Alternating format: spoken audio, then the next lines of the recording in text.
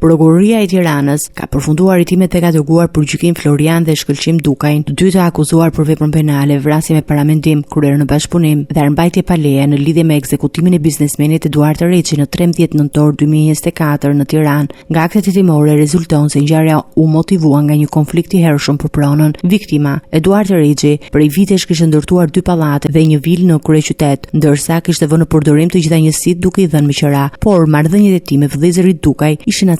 pasi këta të fundit kishin zaptuar një pjesë të tokës pa leje, ku më pas kishin ngritur një lokal ngjitur me pronën e Reçit. Sipas prokurorisë, biznesmeni kishte tentuar ta zgjidhte çështjen në mënyrë paqësore dhe u kishte kërkuar vëllezërve që ta lironin sipërfaqen, duke u sugjeruar madje ndërtimin e një pallati të përbashkët, por Shkëlqim Dukaj, i cili mbante pozicionin e oficerit të policisë, dyshonte se Reçi mund të ndiqte më vonë rrugën ligjore për t'u marrë pronën dhe për këtë arsye, së bashku me të vëllan, ka planifikuar eliminimin e tij. Hetimet tregojnë se Shkëlqim Dukaj ishte përgatitur paraprakisht për kryerjen e krimit, ishte trajnuar në poligon, kishte kryer qitje intensive dhe kishte siguruar armën e llojit sniper. Ai zgjodhi ta kryente vrasjen natën, në momentin kur Reçi dilte rregullisht për të pastruar ambientet e jashtme të lokalit të tij. Autorët kishin studiuar çdo detaj të lëvizjeve të viktimës dhe kishin zgjedhur një pozicion të largët dhe të fshehur, nga ku kishin pamje të qartë të oborrit. Sipas dosjes, krimi u inskenua me qëllim shmangje në çdo përgjegjësie penale, me planifikim të kujdesshëm të mënyrës së ekzekutimit dhe largimit. Dosja tashmë i është kaluar gjykatës, ku dy vëllezërit Dukaj do të përballen me akuzën për një nga vrasjet më të planifikuara të viteve të fundit në kryeqytet.